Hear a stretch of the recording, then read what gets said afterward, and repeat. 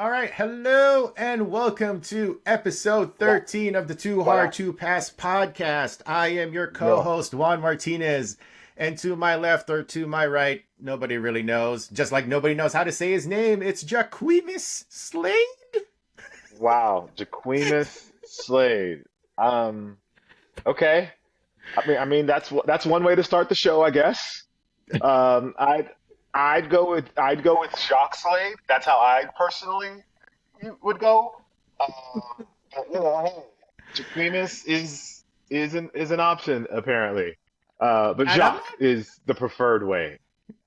and I'm not just saying that because I'm just saying that to like make fun of your name. But apparently that was a thing that you responded to on the internet. Yeah, Somebody posted a thing about how to say, I guess, what is it, like a brand or something? Jacquemus or yeah, something? a brand. Yeah, so Yeah. Kev on And then, stage. okay. Yeah. Yeah, he was the Jacquemus brand is a like a high-end luxury brand, Yes, yes, and yes. yeah, he knows me, and so that's why I was so shocked that he was saying it that way. If I'm going to be honest, yeah, yeah, not the energy I was expecting, but you know what? Hey, it is what it is. Yeah, Jacquemus is that was definitely a way to say your name. I wouldn't call it It's it's it's a way. I guess it's phonetically correct. I guess. So we could go with that. You know, Yeah, if phonetics matter to you, then that's the sure. way you could say it. Sure. But but your response to it was pretty good. So if anybody like, Yeah. goes checks out like Jack's Instagram or something, you can go see how he responded to that. You were very taken aback by the way it was said. It was like it felt like it was like deep down in your soul. You were like, I felt hurt there, man. Like I Yeah, felt your pain a yeah, little bit. yeah. I had to give Kev a little bit of a hard time. That's my dude. So I Yeah. gotta give him a little bit of a hard time because And he knows how to say my name. to be fair, I do have my own share of like butchering of my name. I've heard Juan, sure, which is fine. Right? Quan, the number Quan. Juan. Quan. Oh, Quan. Wow. Juwan, like Juwan Howard back in the days. Um, Really? oh Wow. yeah. Yeah, and then like where's the W, dog? I Where's I the didn't think your name was. I that didn't think hard Juan was to hard to. Yeah. Nope. I have seen my fair share of difficulties trying to pronounce and spell my Wow. name. Um, Wow. I've seen Won, Wan, uh, One, That's just because they didn't. Starbucks is basically a frequent target of this. Starbucks or anywhere where you get like your drinks, your smoothies, your bobas, your whatevers, wow. and they ask for your name, and I'm like Juan, and they're like how, and I'm like the number, and they literally put like the number. Well, I mean, you when you say something like that, Sure. But I just want to know if they get it, and they're like, oh, okay, and they actually do put it. I'm like, wow, they really did put it on there. But okay. they think you're Juan. Hmm. Wow, that's I'm in I would expect, especially being here in California, that people would know how to say Juan or how to spell Yes. Juan. Yes. You would think. Like, like, One would think, right? wow. So I feel your pain. I do feel your pain. So it's just so you know, you're not alone, Jock. You're not I'm not alone. alone. I'm not alone. There You're you not go. I alone in like. the butchering That's of good to know. names. It's good to know. And there's a lot of names that get destroyed. So Yes. I'm For not all I'm the not. Wands and the Jacques out there, we understand. And you are just so Yeah, you know that and we are there for the you. yeah, You the can reach out for Wands, the my hand. Reach out for my hand. You can see my hand. Yeah, You the can touch the screen. Wands, the Touch the Jacques, the screen. Timothy Yes. Chamalets, all of that. All of us. Yes. Yeah, the We we Toby Nwigwe's, all of us. We're all in a bad situation. we feel your pain. We feel your pain, of course. Hmm. So, Jacques, you actually had a pretty interesting week. You Yeah, were yeah, it was at, actually pretty cool. yes, you were actually in Vegas, but Yes. I thought you were going to be there for ComplexCon, but I guess you were there ComplexCon adjacent, I guess the word we would Yeah, say. yeah. So Complex is, I believe, going to be getting deeper into the golf space, and so for Complex Con, they had the Complex Con Pro Am Oh, cool. tournament. which Hmm. was really good. A lot of great people were out there. Freddie Gibbs, Sean Malto, Stephen Malbon, Erica Malbon, Anthony Anderson. Almost said Anthony Edwards. Anthony That Anderson. would be funny. A bunch of different like football players. Hmm. Kurt Kitayama was there, the PGA Tour pro. Yes. So I got to spend a little time and chop it up with him a little bit. Got to play a hole, or him watch me play a hole, and him basically make fun of me and how bad I am for a hole. I, Got to ask him a couple of questions, but it was cool. It was a cool experience. It was at the Wynn, which is a beautiful golf course, like right in the middle of the strip. I've Just seen it. I've heard of it. finally manicured. The greens are beautiful. Just a beautiful place to play the game. Hmm. Not a super hard course. If if you can move the ball around, and I enjoyed it. Had a great time. Lots like food, music, like cool people. J.R. Smith was there. It was Ah. cool. It was a really cool experience. I'm really excited that they're getting into that space, and shout out to them for inviting me out to come and play. I Hmm. didn't end up staying. I came back here, came back to LA because Converse was doing an event here. So I Hmm. got to see some of their upcoming product. I got to see some of the stuff that Tyler's doing with them. And then went to Flognaw yesterday for a little bit and saw a couple of performances Oh, before I cool. came back home and crashed because I've just been running basically since Thursday. And so, yeah, but it was good. It was good. It's been a good week, good weekend. I posted some of the stuff from the tournament on my socials already, so some folks can see some pictures and see how bad my swing is and judge me if they want. Oh, that's fine. I'm sure it's fine. But you did show out there. You rocking some Wu Tang Dunk highs, and you Yeah, converted them into golf shoes. yeah. So I wanted to like whenever I go to these types of events, I feel like I have to rep like my sneaker bona fides have got to Right. kind of got to show up in Sure, some way. sure. Hmm. And I figured a lot of people would have on J's and have on like golf shoes and like Adidas Code Chaos. So I was like, what can I wear that would kind of stand out from the crowd? And I knew the Woo Dunks were such a big thing that I figured it was a great opportunity to kind of flip them into and give them some golf vibes. So shout out to the folks over at Golf Kicks. I actually have the thing I was using here. So this is the system that I used, and it has Right. basically a bunch of cleats, and so I screwed them into the bottom of the Wu Tang Dunks, Hmm. and yeah, play with them. They looked pretty nice. They actually look nice as golf shoes, so I didn't mind it at all.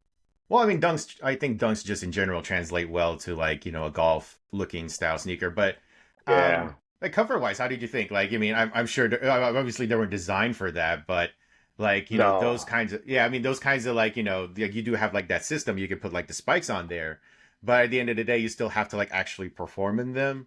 Like, yeah, how are they as like golf footwear? Like because they weren't adjusted for it. Because you have like the dunk golf shoes from like earlier previously, but yeah, this one is just specifically Nike Dunks. And you just yeah. put the These weren't spikes on.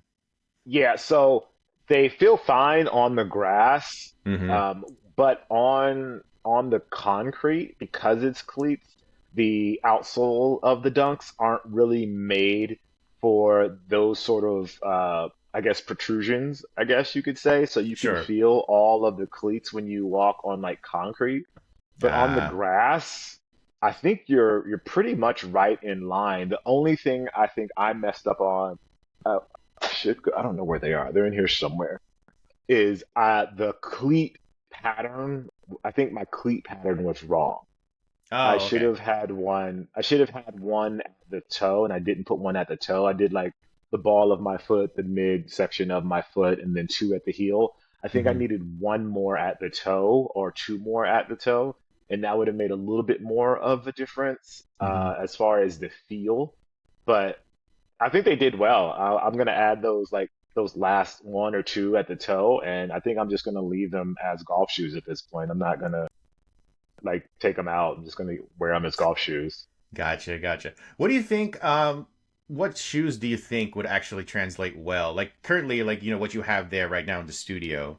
What do you think? Like maybe would shock people, would actually translate well into actually a golf shoe? Like just put those There's a spikes on and everything.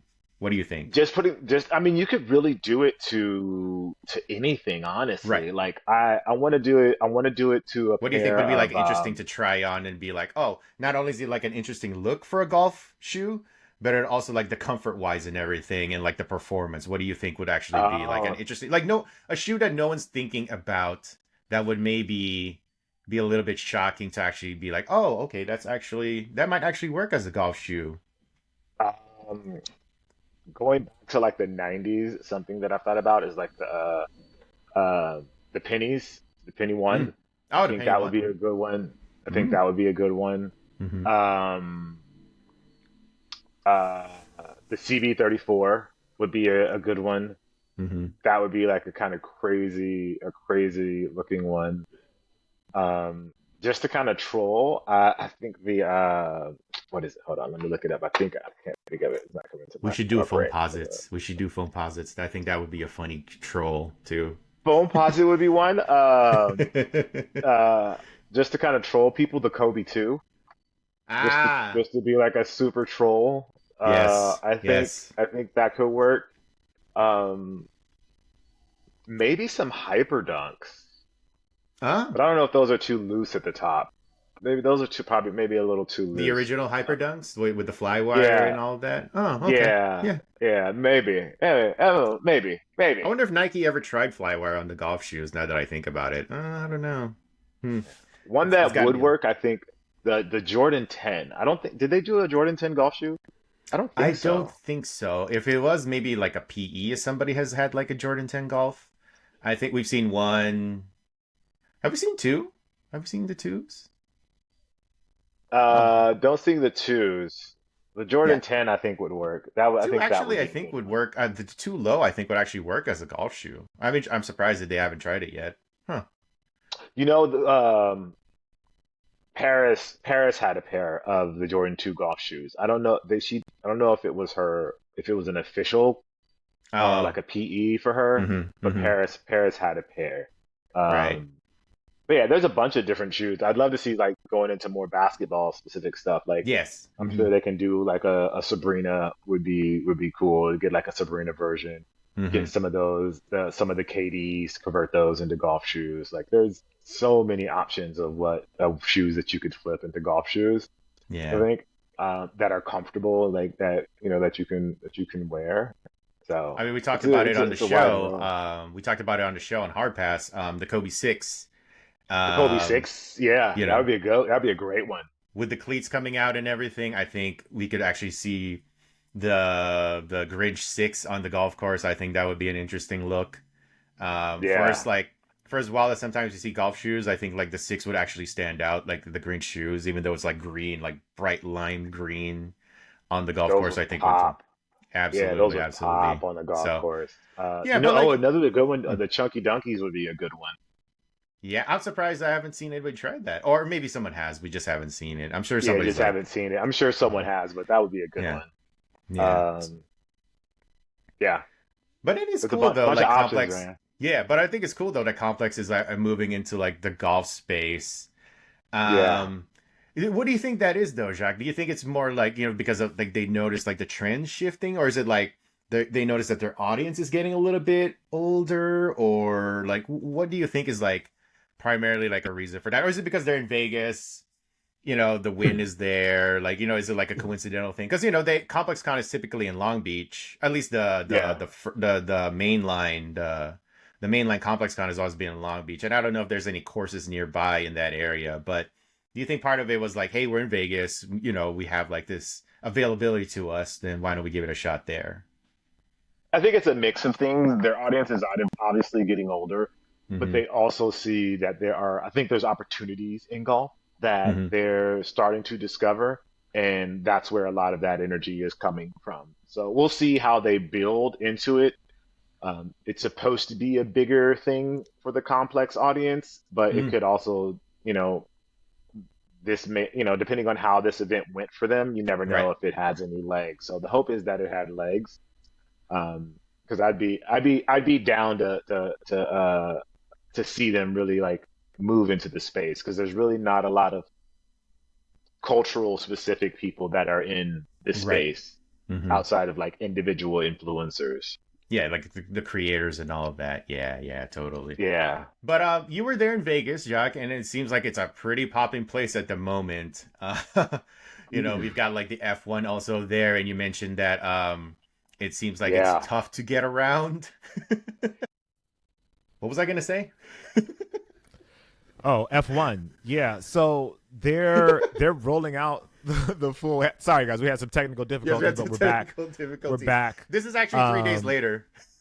3 days later, we're recording. Yes. No, we were talking about F1 and how they're like building out the race track. I Yeah. guess it's almost like the. I guess well, it's not. I guess it's not really a race track because they race on the streets, so they're not building out Yes. the race Hmm. track. They're building out the support and I guess infrastructure for the race. Yeah. Like they're putting Yeah. up rails, putting up like blockades along Las Vegas Boulevard. They have Right. like tons of cone. There's thousands of guys out there in orange vests directing traffic. So Hmm. it's a bit of a nightmare to kind of get around right now, which is Right. unfortunate for people Yeah. that just wanted to go to Vegas this past week or so. I Hmm. imagine they're getting the brunt of like all of the construction and everything. These are probably the worst weeks to go to Vegas. Like this week, the week of, and the week after, because they're going to start breaking stuff down the week after. So it's Yeah. probably like the worst time to be in Vegas if you want to get around and go somewhere. Right. It's going to be very, very challenging. Which of course is like doubled by the fact that it's Thanksgiving the following weekend. It's Oh, like that's right. why Yeah. it's like, hey, great timing, guys. And it's weird because I've expressed my interest to wanting to go to the Vegas race, but at the same time I keep thinking to myself, it's Vegas.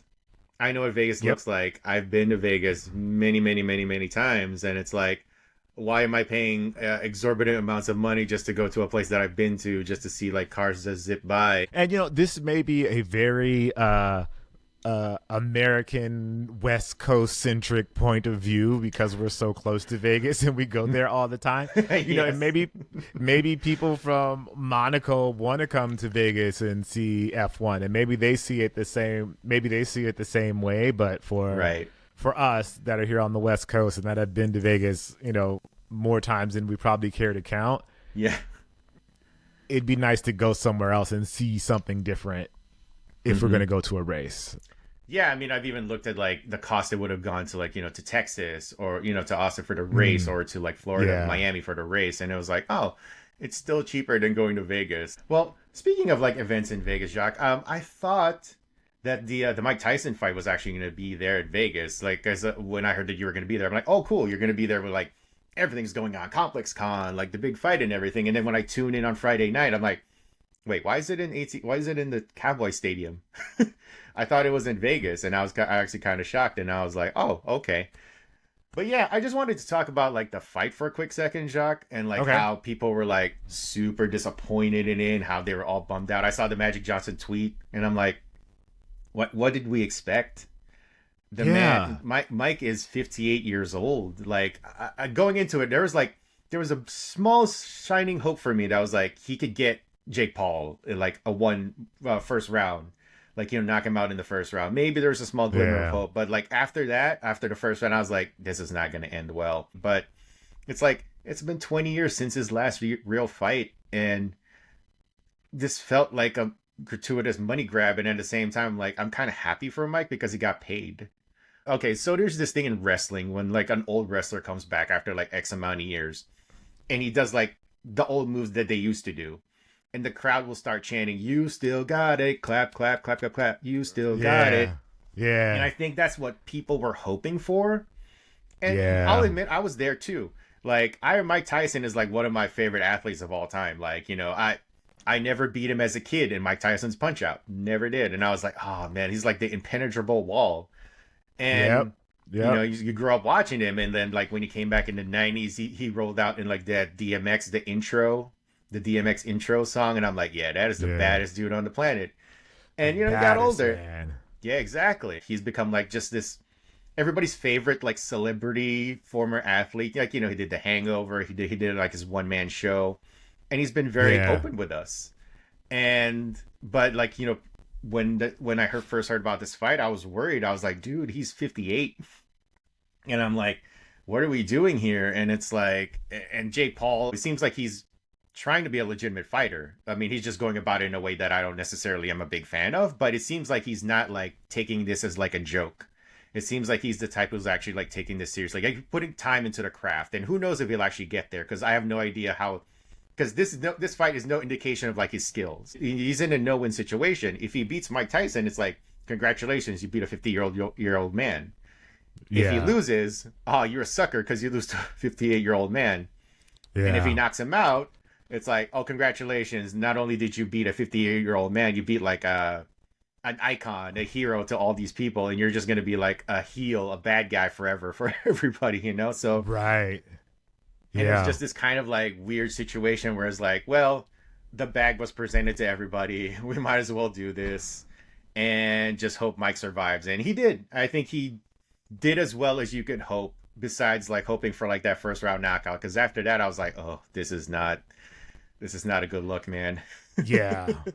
I'm glad there was no knockout, because that would have been really bad. But I think they did so when I think about Jake Paul, like I used to think it was a joke. I do think he's serious about it now. Yes. But the challenge, I think, is because everybody still kind of takes him as a joke, it's going to be hard for him to kind of prove himself, which is unfortunate. Right. Because if he is serious, as he seems to be, he's got a long road ahead of him before someone gives him like a legitimate fight. Hopefully, he gets that and we get to see him in a real fight situation, but it looks like it's kind of challenging at the moment. Yeah, because, how can you see, like, you're not really seeing the skill, like, whatever skills he does have. But yeah, like I said, like you've seen the training, and I've heard, like, I've listened to like podcasts and read a couple of stories about it. Like I said, he seems to be taking it seriously. But he's going to have to like go through the ranks and just like everybody else to like really prove himself. Because we've seen like situations where celebrities or, other athletes from like different sports come into like boxing or like the UFC, and they've kind of not looked good at the end of the day because, it's tougher than it seems, man. Like there's a big difference between like somebody who's like doing this as a hobby, doing this as like something, a weekend thing. Like, we love Steph Curry. We think he's great at golf, but let's not kid ourselves. He's not gonna last like a weekend in an actual PGA Tour event. Like, right? It's gonna take some time. It's gonna take some grind. Yeah, he's got to work harder. Same thing with Caitlin Clark. I mean, there was like that big fuss about her being at the Onica, the Pro-Am, and I saw we mentioned it on the podcast. I mean, on the show, like people were like trying to be like calling her a draw and everything, and then like she goes up there and she kind of shanks it a little bit, and it's like, oh. Well, that's golf, man. Like, it's not easy. Like, it's not. These sports are not easy, man. You can't just roll up in there and think you're gonna be like some hot shot just because you did well amongst your buddies. Yeah. So, or in another sport, it ain't that easy. It ain't that easy. It ain't that easy at all. Yeah. So I mean, hopefully this is just like more of a resetting of everybody's expectations. I mean, Jake, he's gonna move on to his next like big mega fight with like some washed up, like, other star from a different sport at some point, but washed up other, yeah, but like you hope that if he's really like really genuine, because I think he mentioned in like one of the hype videos he wants to actually become like a world champion. I'm like, well, he's gonna have to go through the process, like actually like go through like the lower ranks and like get up there, because all of these like all these big fights for like the attention and everything, there's like the hype and all that, and I'm sure it pay, and I'm pretty sure it does pay well, but if he's gonna, I'm sure he's getting paid a ton of money. A ton of money. But if he really wants to move up there and actually fight like, the Wilders of the world and all that stuff, the Anthony Joshuas and all those dudes, like he's gonna have to like start from maybe the bottom or whatever you want to call it, like, and just move your way up and like actually like build your rankings, all that stuff. Because what is it? I guess now he's 11-1. I mean, who did he beat? Yep. Right, just a bunch of like whoever's. Shout out to Nate Robinson. Yeah, it's like a bunch of whoever, like UFC guys and a bunch of different. Yeah, no one. I don't think he's fought anybody that's an actual contender. They're like either like were it's like they were a contender kind of thing. And there's also the fear of like actually putting him against somebody like that, right? Like you're making this good money, you're doing so well. Hopefully he just keeps working at it. because like I said, he seems like he's serious at it. That's about it for the Vegas adjacent that I thought was gonna be part of. Vegas adjacent, Yeah. Vegas / Dallas. Yeah, so let's move on to well, since you didn't go to ComplexCon, we can't really talk about like what happened at ComplexCon.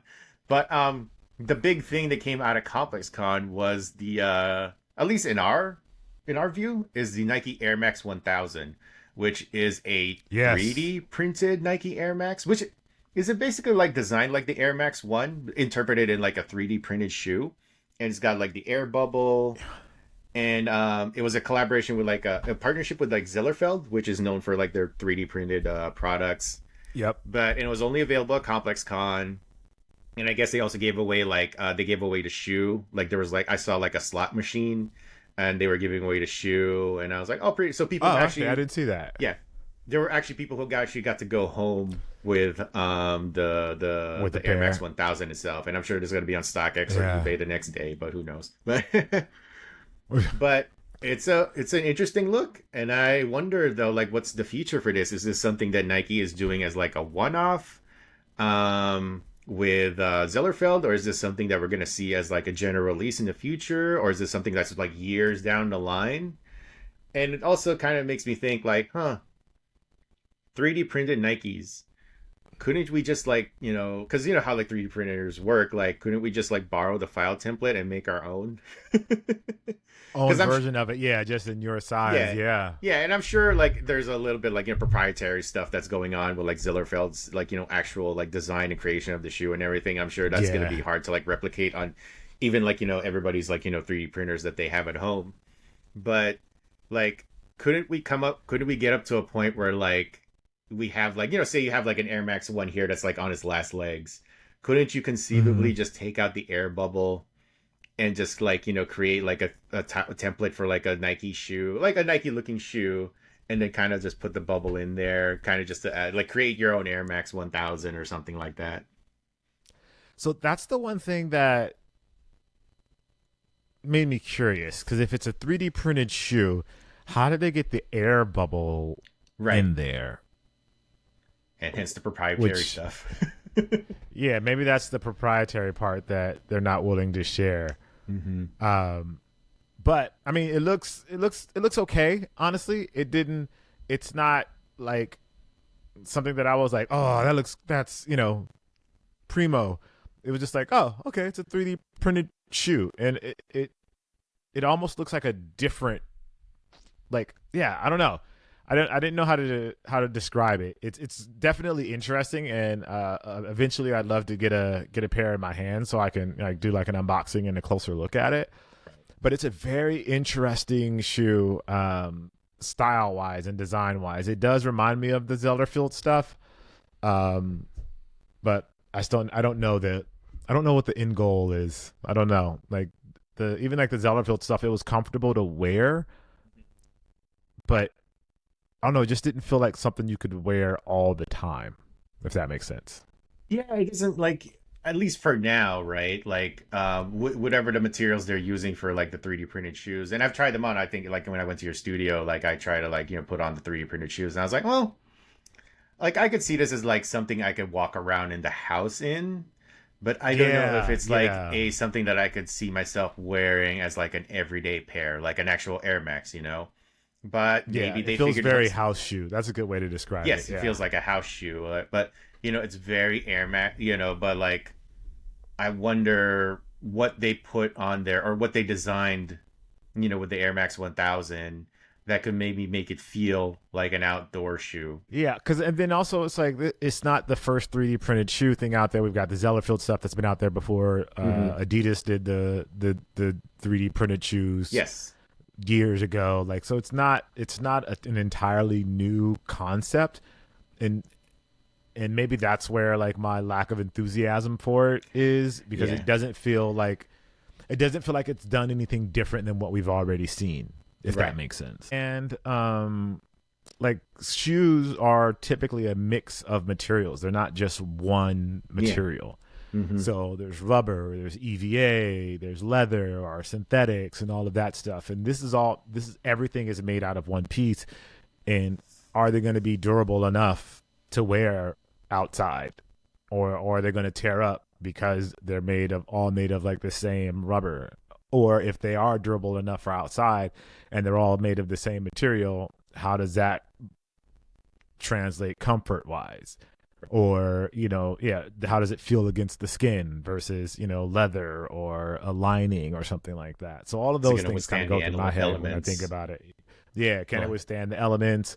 Or, if it's built to be durable, the skin isn't usually up against things that are meant to be durable. That's usually an outer layer. So yeah. it'll be interesting to see how they develop the tech and if they continue to push it and do other cool things with it, which I imagine they will, but Yeah. you never know. It could be just an experimental thing for ComplexCon and getting people excited about what's possible, and then like that be the end of it. So moving on to other ComplexCon stuff that happened there. They did have their Sneaker of the Year panel, and Yes, the Adidas AE1 walked away with Sneaker of the Year, sneaker of the year. Yeah. to the surprise of probably nobody. I would No, yeah, say. no one. It's a great choice for sneaker of the year. They I think they got it right with this one as far as sneaker of the year. Yes, there was something. Yeah, I mean, I wouldn't say it was like an easy year for the AE1 to come in and like dominate or anything like that. I'm sure there were like other contenders.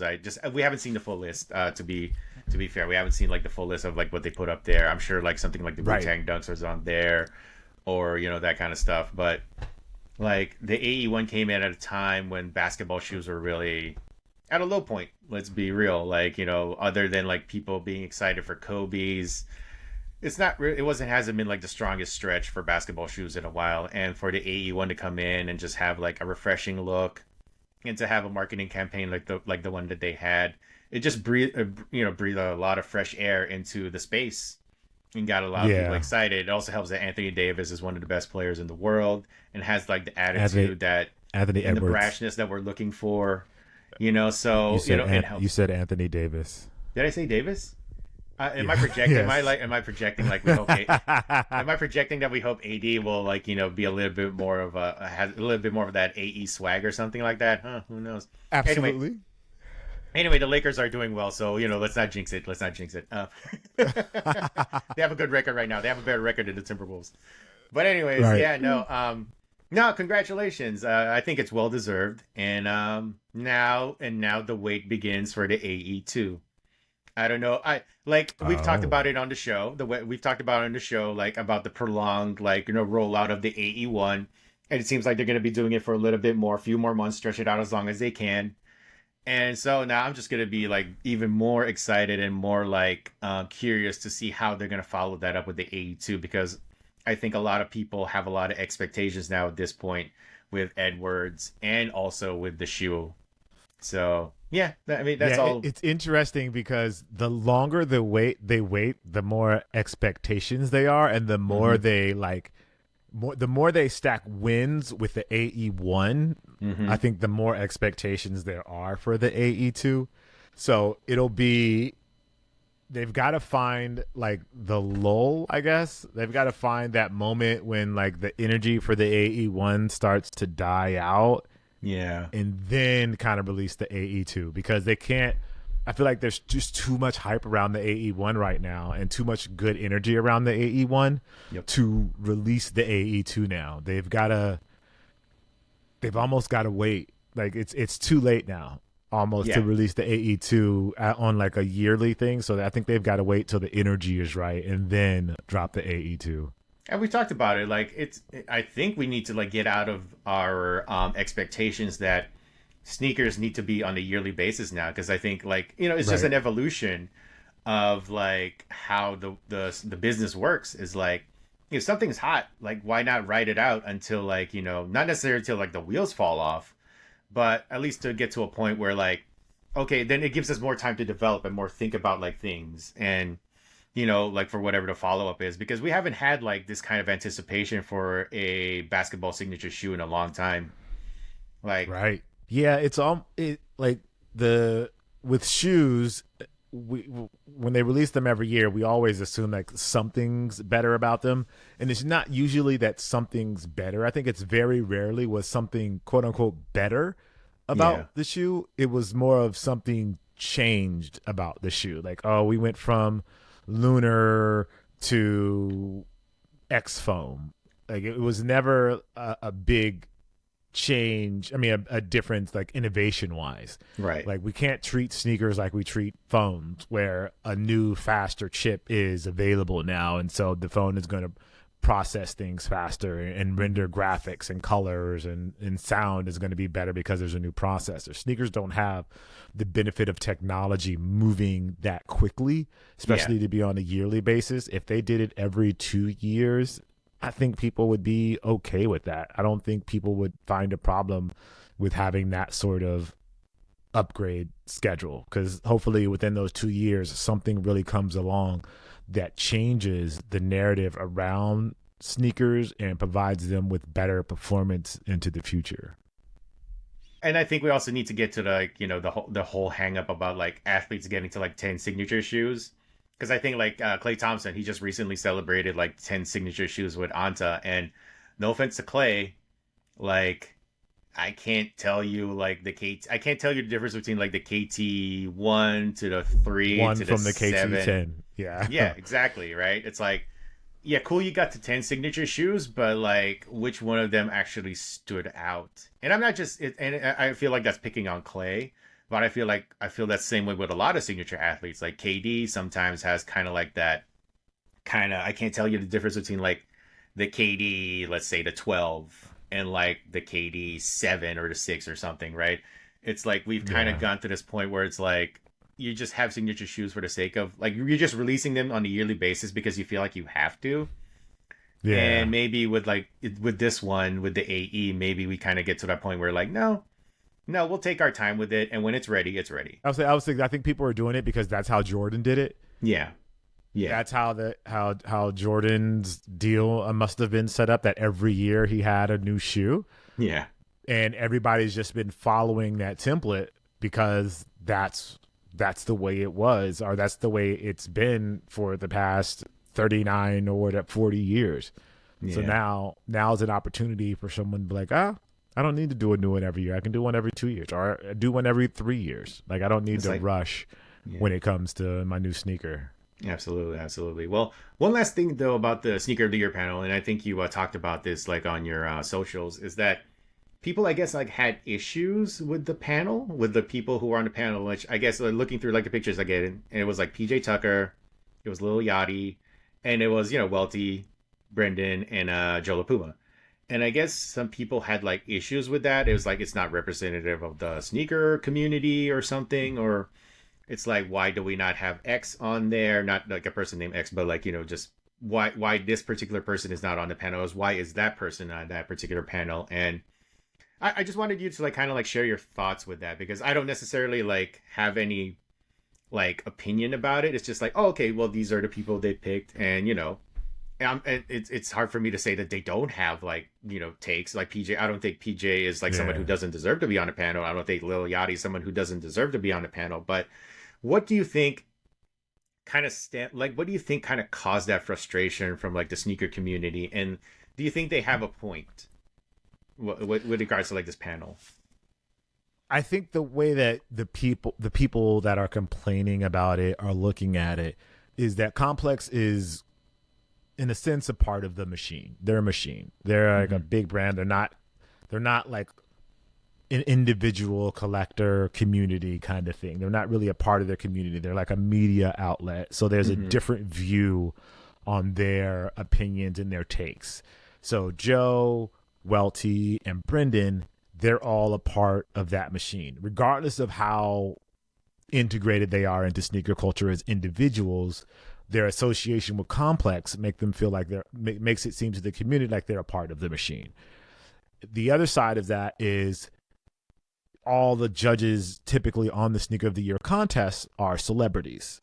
Again, because they are celebrities, because they are high profile, people perceive some people perceive some of their connection to sneakers as not as genuine as someone else, because they just happen to be celebrities. And so I think that's where a lot of the frustration that we hear about stems from. People want someone that they feel is relatable to them on that panel, and a celebrity in a sense they feel doesn't feel as relatable to them. Welty, Brendan, and Joe are a part of the machine, so they're not relatable to them. So they want someone that they feel is less connected in all of these different ways to be on the panel, to be able to speak to who their voice, because they don't feel like their voice is being heard. And so that's where I assume a lot of the frustration comes from. Now, my perspective would obviously I know Joe, I know Brendan, I know Welty, I know these guys are into sneakers and love sneakers. We obviously know PJ Tucker is super into sneakers. We know Lil Yachty is into sneakers. So their takes are just as good as anyone else's. So it's, there's two sides. It's really like one of those situations where there's two sides to the same coin. I think the community just wants to see somebody with a local voice, almost a more local voice, to be able to be included in such a high profile event where they feel that brands and other companies are going to listen to that list as the list because of the position that Complex is in, if that makes any sense. Do you feel like, though, like it might be like a losing battle, though? Because, like, say they do bring in somebody that is of the community, like a individual content creator or somebody who's just like, I don't want to say just like an influencer, but like someone who has like a sizable audience, but is not a part of the machine, but like, gets invited by the machine. Do you think that's a losing battle? Because eventually, like, they'll pick that person, like they'll pick like one or two people, and they'll be like, why those two people? Why not these other two people? Like, do you feel like it's like if you try to cater? Like, do you feel like you end up losing anyway because like somebody is just gonna say, well, why that person? Why not this person? And then then you kind of get the accusations of like, okay, so you did pick these two people. Oh, they sold out. There's always also that kind of opinion. It's like, oh, well, you picked these two because they're the ones who are gonna be easily influenced, or they're gonna pick the things that the machine wants anyways. That kind. Like, it feels like catering, and I'm not saying they shouldn't try or like make an attempt or maybe like do something else different, maybe create like a separate panel or something like that, but I feel like something like that feels like a losing battle sometimes. It's like trying to cater to like the complaints or like those kind of like situations. Yeah, and that is a part of it as well. There's no way they're going to win. I think the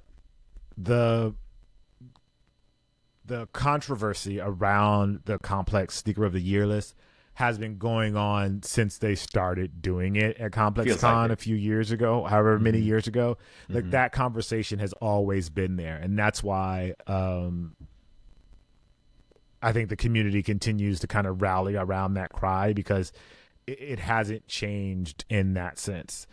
Like, for instance, there were no women on the panel this year, which doesn't necessarily like, wait, why wasn't there a woman on the list? Like, women are having a bigger impact in the world of sneakers, so why isn't voice there?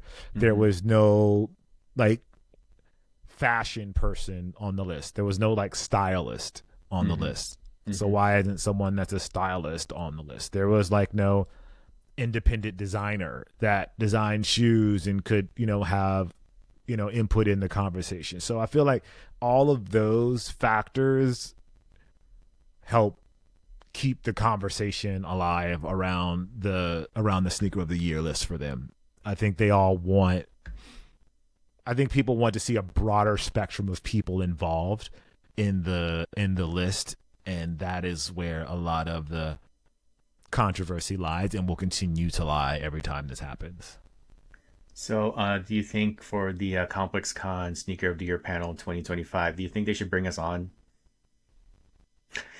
I will say yes, but they also need to bring on someone like Brett Golliff. They also need to bring on like a female stylist that dresses women, a male stylist that dresses men. Maybe someone from the manufacturing side that can really give a really thorough look into Sneaker of the Year and why said Sneaker of the Year. So that was our ComplexCon episode, which is a pretty sizable one for not being there. Yeah. For us not being there, we give a lot of information about it. Totally. So yeah, no. Moving on to everybody's favorite segment of the show, Jacques. It's Sneaker Mount Rushmore Plus Town. Lego. Let's go. All right, so today, Jacques, in honor of the Nike Air Max 1000, we are going to do the Sneaker Mount Rushmore Plus of sneaker gimmicks. Because love it. let's be honest, these are all at the end of the day gimmicks. Like it sounds like a derogatory way to call, like, Air Max or whatever a gimmick. Yeah, but, sneaker tech. Yeah, sneaker technologies, but at the end of the day, it's all a big chunk of like these sneakers is marketing and how you how you get people interested in these sneakers. And a lot of these like kind of overlap at the end of the day, so it's like how they market them, how they present them to like the public. So that's why I'm calling it gimmicks. It's not meant to be like derogatory or anything like that. It's just a fun way of like, instead of just saying sneaker technologies, which make it sound so formal and everything, we'll just have fun with it. And also, calling it gimmicks does also allow us the ability to add something a little bit more goofy to it. Because we wouldn't necessarily put, like, because I do have like an idea in my head of like what I would like to put there on the list. And I'm pretty sure it wouldn't make sense if we called it the Mount Rushmore of sneaker technologies. So let us do the Mount Rushmore Plus of sneaker gimmicks, Jacques. And so who went first last week? Was it you? I think I went first last week, so you can go. You can start. Okay, so I will start. And my first pick for the sneaker Mount Rushmore Plus of sneaker gimmicks is Adidas Boost. It's I know like Air Max seems to be like the obvious choice for number one, but I'm gonna go with my heart. Boost for me is more comfortable. Okay. My heart and my feet. Boost is more comfortable than Air at the end of the day.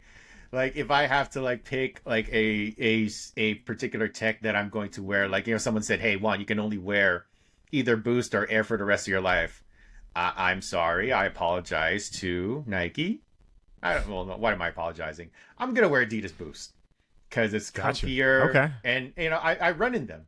Like I get on that treadmill and I run in some Ultra Boost. And I've never really found like the perfect Air Max or any like any Nike shoe with air tech or air bubbles in them that I've found to be really comfortable for my feet.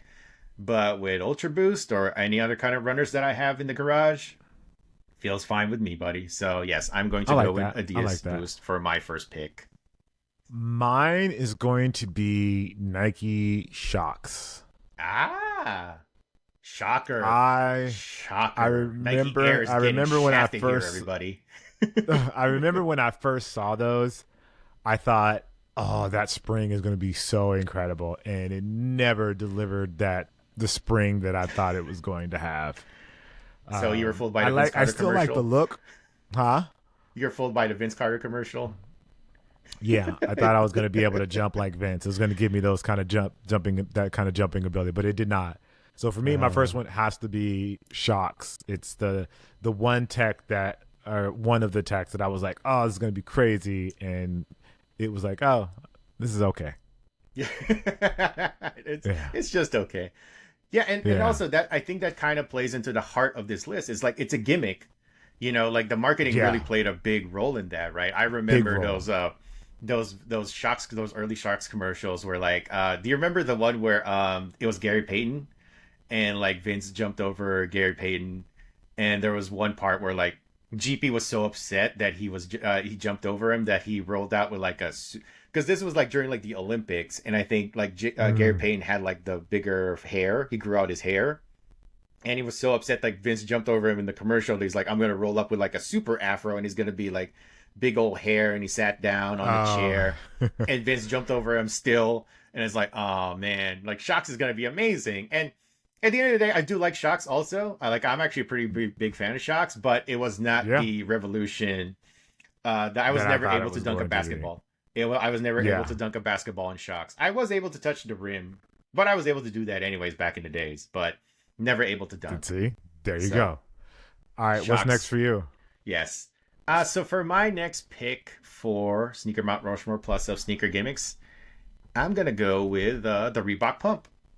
Because speaking of things that I fell for, as a kid, I remember my first pair of pumps, and I was like, "Oh, dude, these are so cool! I'm going to like jump higher and all that stuff." And it's like, I don't think that was the point of pumps. It was to make your feet more comfortable, like to give you like a custom fit or Yeah. like It's a make you custom feel fit, better. not jump. But no, Yeah. and that's the thing is like as a kid, I what how old was I when I first got my first pair of pumps? I think I was like barely like maybe like I don't know 10 years old or something. And you see like the Dominique Wilkins like the ads and all that stuff, and you see them. He's like talking trash to like Michael Jordan, and it's like, oh, cool. I'm gonna jump in these Reebok.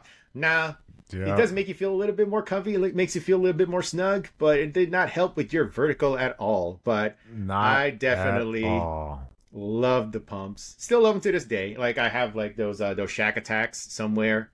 I remember those two that had the Reebok pumps, and the Reebok has brought them back through the years as a retro. They have the Instapump Fury and all that stuff, but yeah, man, pumps had me fooled. Pumps had me fooled as a kid. Okay, and keeping with the Reebok vibe, I'm gonna go with the Reebok the Zig Tech. Yeah.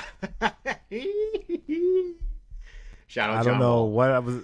Shout out John Wall. I don't know what I was expecting, but that's not it.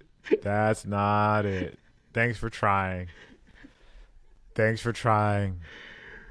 It had a brief moment in the culture, but nah, that's not the one. Not the one for me. I'll say, Yeah. not the one for me. It I'll was put it that way. definitely not. It was not the one that people thought. Like Reebok was trying to come back and everything. They thought John was going to be like their next like Allen Iverson. It didn't pan out the way that people had hoped. But yeah, no, Zig Tech was definitely like one of those funky. Like, what are those, man? Like, Yeah. I think Yep. was it still around by the time we were like in the blog era, or it was like on its way out by the time. No, I don't think it was around anymore. Yeah, I guess it felt like it was on its way out, wasn't it? Yeah. Yeah. Yeah. Yeah. Yeah. Yeah. Yeah. All right. Well, so for my next pick for sneaker gimmicks, I'm just gonna go with the Nike Air Vapor. Actually, you know what? Not Nike Air, Nike Vapor Max, because Yes. I believed in Yes. those. You want to talk about like people like things that you believed in? I believe those were going to be the most comfortable shoes ever when those first came out. Those Vapor Max. And we got I think we were there like in LA. You had those like those sneaker events, like those Nike events, and you got Yep. to like try them on and put them on and everything. And I remember putting them on for the first time, and I was like, my first thought was not, oh, these are like amazing, they feel great. I'm like, why is these things so tight? And to be fair, I do have like a little bit wider foot, but Okay. at the same time, I was like, oh, these things are so snug. And also, like, I'm walking in them and they're not what I thought they would be. Why do they not feel as revolutionary as I thought they would be? Oh, no. Yeah. I felt so heartbroken. I was like, this is not what I thought. It looked great. Like, to be fair, Vapor Max, those initial ones, those first ones looked amazing. I thought they looked really cool. But Yeah. the actual product itself did not live up to my expectations at the end of the day. All right, then I'm gonna go with, and this is not necessarily a sneaker tech, but it's used a lot in sneakers. Carbon fiber. Ah, yes, yes. It was touted for so many years being a part of shoes, all the way back to the Jordan 11. Like, carbon fiber has been a part of the conversation, or the carbon fiber weave, carbon fiber plate. Like, but did it really increase the performance of the shoe? Did it really make Make it it lighter a little that bit, much maybe better? Maybe a little lighter. And then like they almost like stopped using it, and they used like P-Bax plate, or they used like just a regular plastic plate. So it got to the point where like they just stopped using carbon fiber and started using these other things. But it's like, wait, I thought carbon fiber was like the end all be all. Now you guys are using something different. How? Wait, make it make sense for me. So that would be the next sneaker gimmick, I think, that I would go with. It's funny. I was actually watching like a F1 video, like the F1 channel, like posting like their top innovations and everything, and they said carbon fiber was on it. Like I think it was ended up being like the number one because it made the cars so much lighter. That's what my first thought when you said that. I was like, oh yeah, it was like a huge thing in the F1 world, but like in the sneaker world, it was like kind of makes it look cool and lighter, but does it really help? Right. How much does it help? Yeah. Yeah, yeah. So for my next pick, which I guess is the fourth pick in my sneaker Mount Rushmore Plus for sneaker gimmicks, I'm gonna go with the Puma, the disc, the one that made like your it was like their Oh, the replacement for like boa. Yeah. yes, the boa. Well, I think Puma was like the Yeah. first one that tried to do that, like on a wider scale with like sneakers, where they Mm. made like instead of like the lacing traditional lacing system, they had like this disc looking apparatus, Yeah. and it like made your sneakers like tighter depending on like how far you winded it up and everything. So I thought that was pretty neat. Like I remember like back then, like I had like a couple of Pumas that had those, and they were fine for what they were. It kind of it was like because I was a little bit older, that's what I was expecting now. Like, it's kind of like Reebok pumps in a way, where it's like it's adjusting like the fit of the Mm. shoe. And I was like, Yeah. well, I'm not anticipating I'm going to be jumping higher in these because I know what to expect now. It's not like the Reebok pumps, which kind of led me astray when I was a kid. So yeah, so I'm going to go with the Puma disc system for my number 4 pick. Okay, and then I'm gonna go with it's a double here: Prime Knit and Fly Knit. Like there was so Pretty much the much same talk thing. about these things. Yeah, they're pretty much the same thing, and they just didn't. I don't know. They had a brief moment and then they were gone. You're not a fan of fly knits or I like prime them, knits? but I mean, but when's the last time you heard of a new sneaker that has Fly Knit? That's fair. That's fair. I still They to had this like a day 5 year run. They had a 4 or 5 year run, and then they're gone. yeah. Yeah, to be fair, yeah, I mean, definitely they did have a run, and I kind of wish they would come back at some point because they were. I remember there was like a Air Force One. There was like it was like the Ultra Air Force One that was flying it, Oh, and I they're great. Oh, it's fantastic. super I loved comfy. it. It's super. Yeah, the Flying It. Oh, they're super. I have a Air Max 1 that's like that. I have the Flying It Chukka. Like they're Yeah, great, but they're gone. It's like they came yeah, and they went. yeah. Nike, this is a sign. You need to bring those back. Bring At those least back. Both Nike and Adidas. yeah, Nike and Adidas. I mean, they still do prime knits for like the Ultra Boost and all that stuff. Although I don't, I think they've kind of evolved like from what they used to call it now. It's like an evolved like mesh or whatever. But yeah. Yeah. Anyways, for my last pick, I'm just gonna make a goofy pick here for a sneaker gimmick, Jacques. I'm gonna go with Dada spinners for my last pick for sneaker gimmicks. Shout out to Okay. Latrell Sprewell, Chris Webber, and all those guys who wore Dadas back in the days. They Okay. spun. That's all. They That's spun. it provided nothing. It provided zero performance, zero.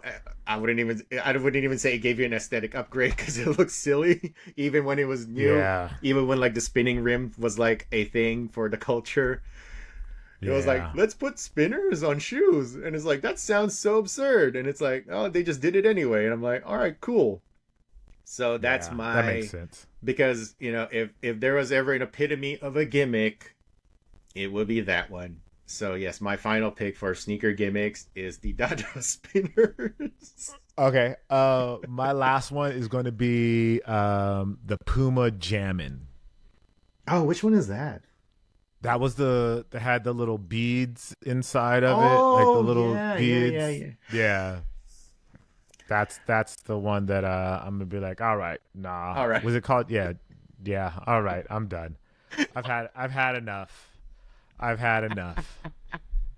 That's I thought you were gonna pick the Nike Joyride or something when you met those little beads, and I was like, oh, okay. oh yeah. I mean essentially that's very similar. Yeah, the Joyride Jammin'. They're siblings in my book. Yeah.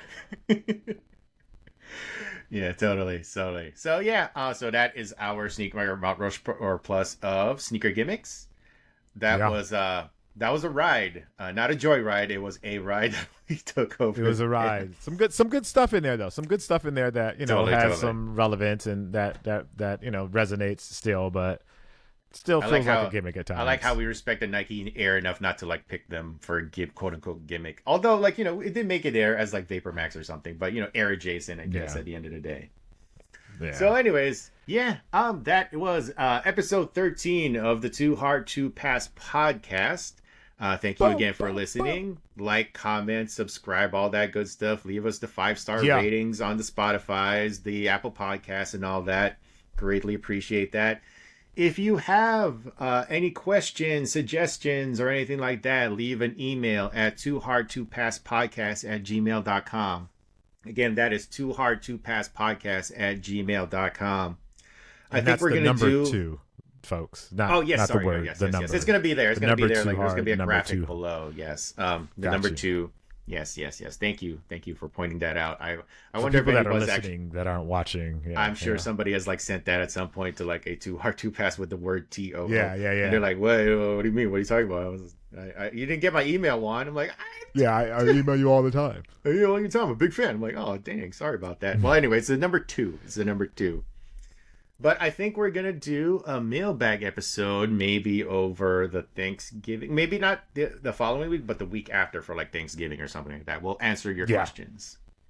Love that. Love that. Thank you again for listening, watching, and all that good stuff. And yeah, I am Juan Martinez at Easyville. And Jacquemus? I am Jacquemus, a.k.a. Jacques Slade, a.k.a. Cousteau, all over the internet. We appreciate you for watching. We appreciate you for listening. And we'll see you guys next time. All right. Peace.